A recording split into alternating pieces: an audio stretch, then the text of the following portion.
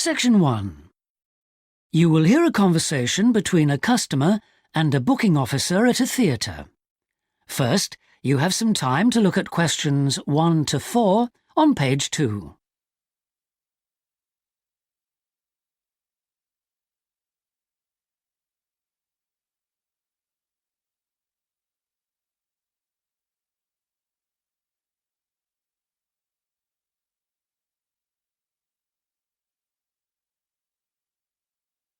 Now we shall begin. You should answer the questions as you listen, because you will not hear the recording a second time. Listen carefully and answer questions 1 to 4. Hello, Theatre Royal Plymouth? Hello. I'd like to make a booking, please. Yes. What is it you want to see? The Imposter. Right.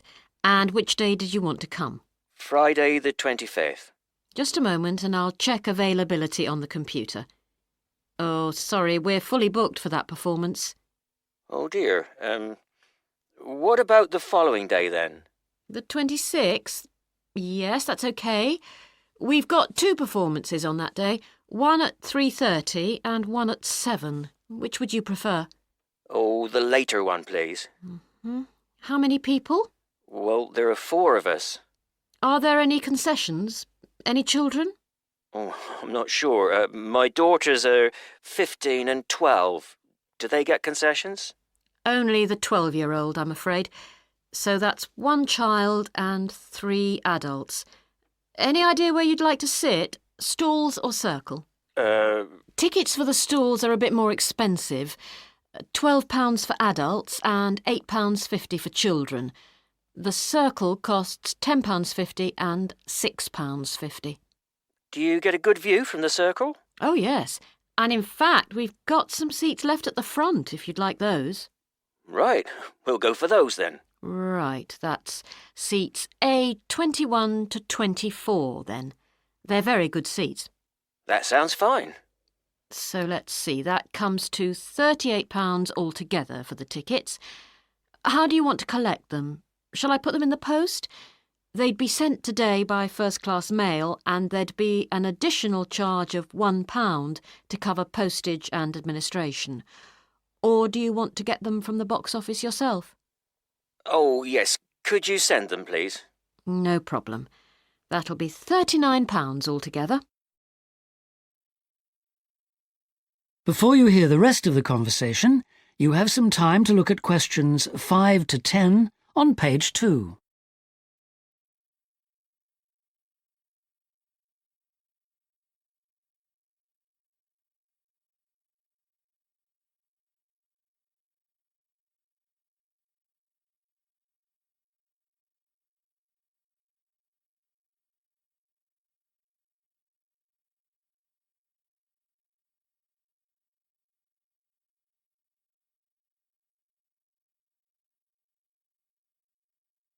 Now listen and answer questions 5 to 10.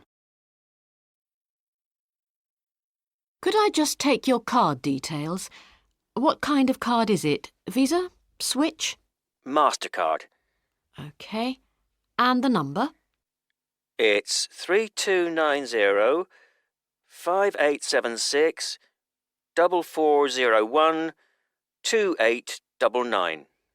2899. OK. And the name on the card, please? It's Mr. J. Whitten. WHITTON. N for never or M for mother? N for never. Thank you. And now I've nearly finished, but I just need your address and postcode. Yes, it's 42 South Street. OK. Is that Plymouth? London. And the postcode? It's SW2 5GE. That's fine then. The ticket should be with you tomorrow. Is there anything else I can do for you? Yes, I was wondering if I could get regular information about what's on. Certainly. I can just add your name to our mailing list. Would that be OK? That would be very good. Yes, please. Oh, and there is something else, sorry. One of our group is hard of hearing, and I've heard that you can supply special headphones. That's right. As long as you tell us in advance, we can always do that. I'll book those for you now, and you can just collect them from the box office before the show. Thanks very much for your help. No problem. Thank you for calling. Thank you. Bye. That is the end of section 1. You now have half a minute to check your answers.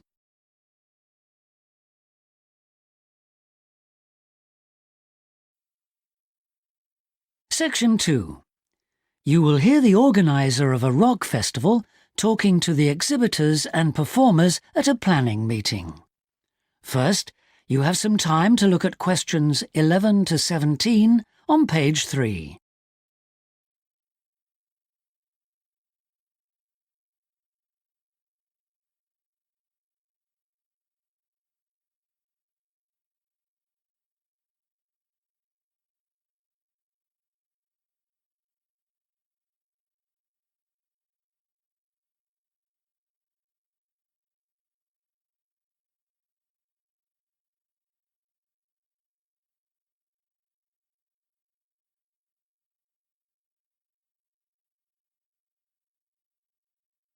Now listen carefully and answer questions 11 to 17. Good evening, everyone. I'm glad you could all make this planning meeting for what promises to be the biggest and most colourful free rock festival ever held in the South East. So whether you're a performer, a craft exhibitor or an artist, we all extend a big welcome to you. Could we turn first to the plan so I can familiarise you with the layout of the site, which, as you know, is an old football stadium. We're really lucky to have so much space this year. You can see the main gate at the bottom of the plan. Have you found it? That's where most visitors will enter. It's also the entrance for those taking part in the craft fair. We've set the stalls just inside the gate on the left in a circle. If you walk straight ahead from the gate along the path without turning right, you'll come to some steps up to the football stadium.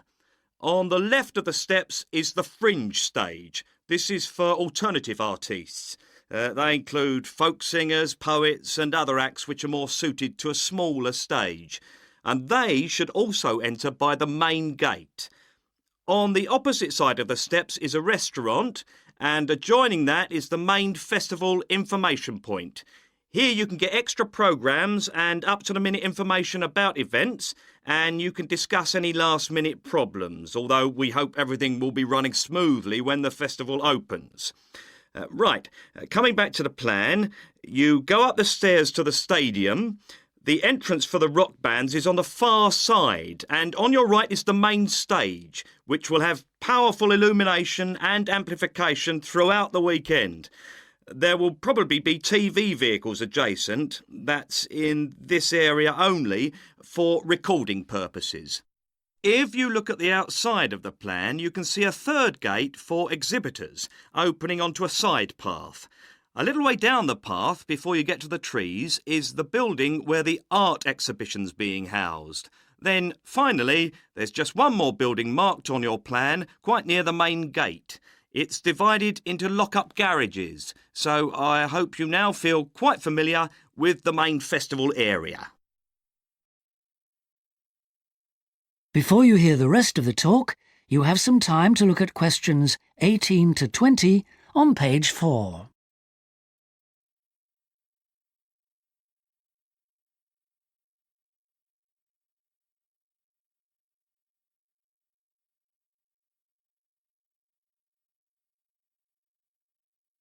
Now listen and answer questions 18 to 20.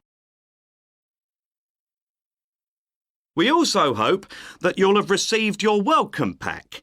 In it you should find 2 parking tickets for yourself and anyone assisting you, an armband to indicate that you are an official visitor, one of our brilliant yellow badges with the new festival logo, a festival programme and several sheets of information that we'd ask you to study carefully before the event. Please could you note that all setting up of stalls, displays and so on should be completed by 9:30 a.m. and that, unfortunately, we won't be able to allow any vehicles to enter the festival area after that time. Yeah, it's a big site, but even a few vehicles parked in the wrong place can block the paths. With crowds of people, and we are expecting several thousand, this can merely be a nuisance. But if there's an emergency and access for an ambulance is blocked, the situation will become not just annoying, but also dangerous. And don't forget, it could be your mother or your child who needs help. Several exhibitors and craftspeople have asked us if any provision can be made for overnight storage of tables, chairs and display items rather than having to take them home and bring them again. We're pleased to say that a limited amount of space has been made available in the building near the main gate. You'll be issued with a yellow ticket to reclaim your property, similar to the red parking tickets, so do check you bring the right one. But please understand that this is entirely at your own risk, as we can take no responsibility for items lost or damaged. I think that's all I have to say at this point, but thank you all for your attention. That is the end of section 2. You now have half a minute to check your answers. Section 3. You will hear a discussion between a business student called Marco and his personal tutor about the courses that Marco should take. First, you have some time to look at questions 21 to 23 on page 5.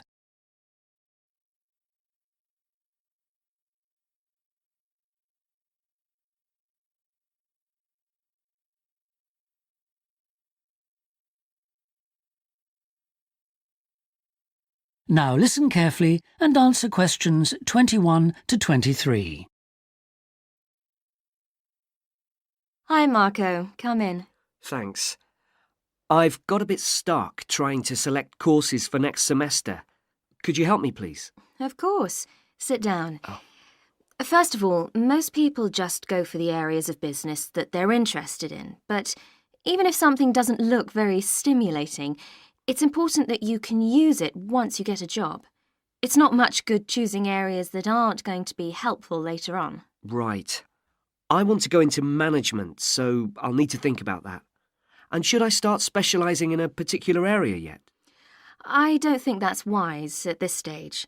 It's better to aim for a wide variety of subjects, especially as management covers so many possibilities.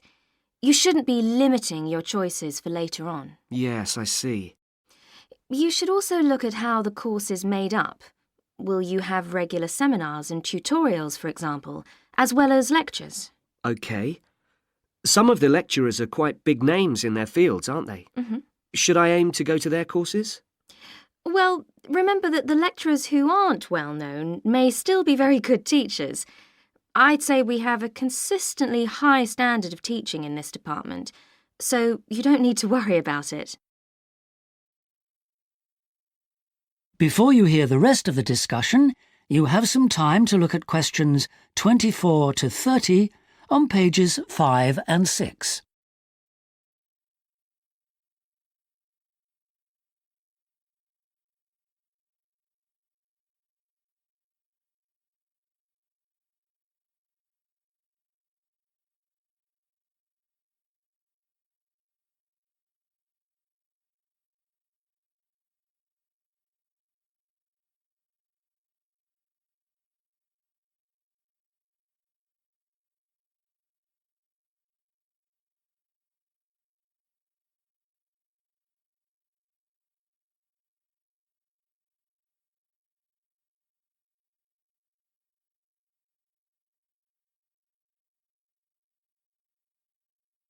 Now listen and answer questions 24 to 30. Good. Well, that's a great help. Now, last time we met, you mentioned doing team management, didn't you? That's right. I'm still quite keen on the idea. The trouble is that because of changes in the content of various courses, Team management overlaps with the Introduction to Management course you took in your first year. So what you learned from it would be too little for the amount of time you'd have to spend on it. I'll drop that idea then. Have you had a chance to look at the outline I wrote for my finance dissertation? I left it in your pigeonhole last week. Yes. Why exactly do you want to write a dissertation instead of taking the finance modules? It'll be pretty demanding. Well, I'm quite prepared to do the extra work because I'm keen to investigate something in depth, instead of just skating across the surface. I realise that a broader knowledge base may be more useful to my career, but I'm really keen to do this. Right. Well, I had a quick look through your outline, and the first thing that struck me was that you'll have to be careful how you set about it, as the way you've organised it seems unnecessarily complex. The data that you want to collect and analyse is potentially valuable, but you'll need to narrow down the subject matter to make the whole thing manageable. OK. I'll have another look at it. I was talking to Professor Briggs about it yesterday, and I got some more ideas then.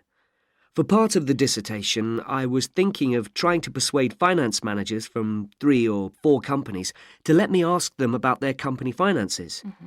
If not, I think I'll have to change to another topic. Well, go ahead then. I could give you some names. Thanks. Now, let's talk about practicalities. Your dissertation must be finalised by the end of May, so you should aim to finish the first draft by the end of March. Is that feasible? Yes, it shouldn't be a problem. I'll need to register for the dissertation, won't I? Is that with the registrar's department? No, it's internal to this department, so you just need to let the secretary know. Do that as soon as you're sure you're going to write the dissertation. OK. Then, to analyse your statistics, you're going to need some suitable software. If I were you, I'd drop into the computer office and ask them for a copy. Right. So, if I revise my outline, can I... That is the end of section 3. You now have half a minute to check your answers.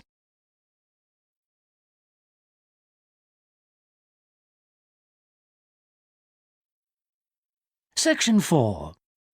You will hear a talk about a research project on the tiger shark. First, you have some time to look at questions 31 to 40 on pages 7 and 8.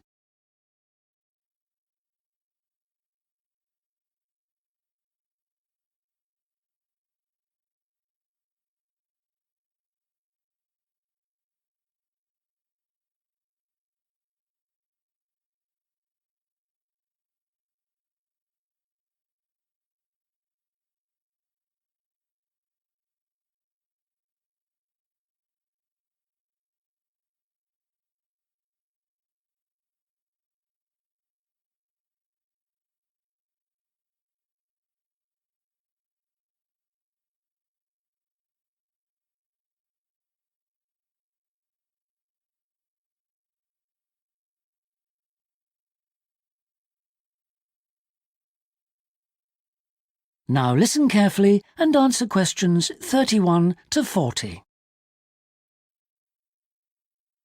Good morning, everyone. Today I'm going to talk about the research project I've been involved in on the tiger shark. First of all, some background information. The tiger shark, also known as the leopard shark, is often thought to have got its name from its aggressive nature. But in actual fact, it's called that because it has dark bands similar to those on a tiger's body. It is a huge creature, growing up to lengths of 6.5 meters. It can be found just about everywhere throughout the world's temperate and tropical seas, but it is most often found along the coast rather than the open sea. In terms of feeding, tiger sharks tend to be most active at night and are solitary hunters. Their preferred prey includes other sharks, turtles, seabirds, and dolphins, to name but a few. However, it's not uncommon to find garbage in its stomach. This is because it tends to feed in areas such as harbors and river inlets, where there is a lot of human activity. Now to the project itself. We are particularly interested in some studies that have been done in the Rain Island area. Observations here have shown that there is a large population of tiger sharks present in the summer during the turtle nesting season. However, during the winter months, the sharks disappear. So we decided to do some of our own research there.